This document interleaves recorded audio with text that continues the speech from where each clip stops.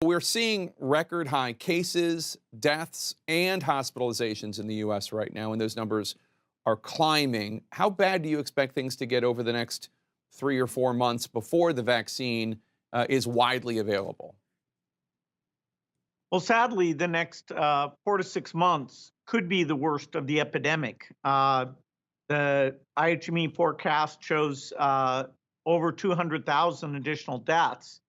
If we would follow the rules in terms of wearing masks and not mixing, we could avoid a large percentage of those deaths. So, in the near term, it's bad news. You've been sounding the alarm on the threat posed by infectious diseases and pandemics for years. Even in your wildest dreams, did you think it would ever get this bad in the United States? No, I thought the United States would do a better job handling it. Overall, when I did the forecast in 2015, I talked about the deaths potentially being higher. So this virus could be more fatal than it is. We didn't get the worst case. But the thing that's surprised me is that the economic impact in the US and around the world has been much greater than the forecast that I made 5 years ago. Your foundation just announced a new $250 million pledge to help fight COVID. That's in addition to the more than $1 billion you've already committed. Why did you do this? And specifically, where's the money going to go? We saw a unique role for us. We've been funding a lot of the research for the vaccines. We're very agile.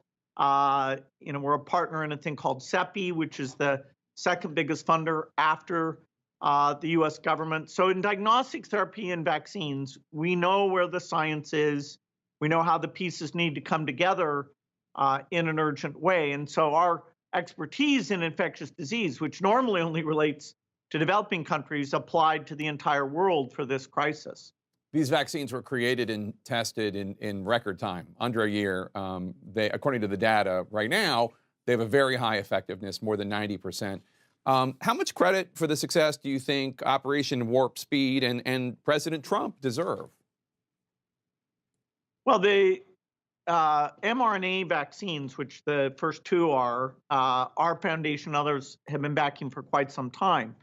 Now, Pfizer teamed up with BioNTech, a partner of ours, and did not take government money, so they, went out on their own.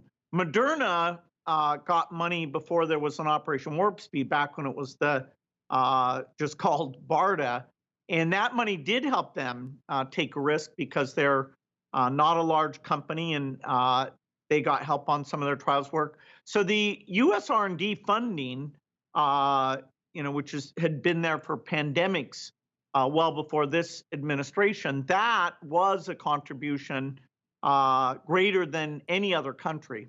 President Trump signed an executive order that he says prioritizes distribution of the vaccine to Americans before it goes to people in other countries.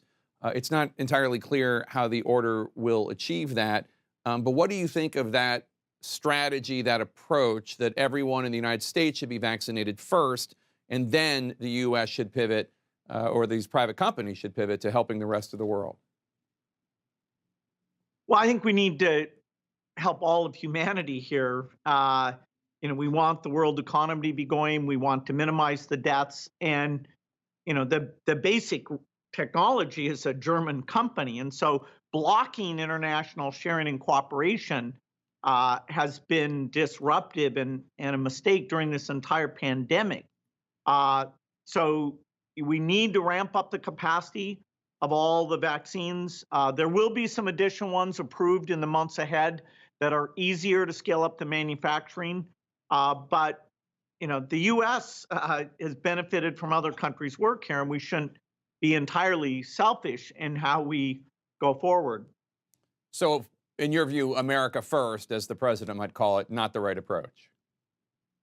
Well, the extreme idea that everybody should die until we have the very last American vaccinated, that's hardly the appropriate response. Do you think one of these vaccines is better than the other? No. The data on Moderna and Pfizer look very similar. Other vaccines are likely to be about the same. Even the AstraZeneca, where There's a little bit of confusion about the numbers. It prevented severe disease in a very dramatic way. And so I'm super happy with all of these vaccines. A new Pew Research poll out last week showed that only 60% of the American people say they intend to get vaccinated. That includes less than half of Black Americans. How worried are you about the reluctance of Americans to take a vaccine, particularly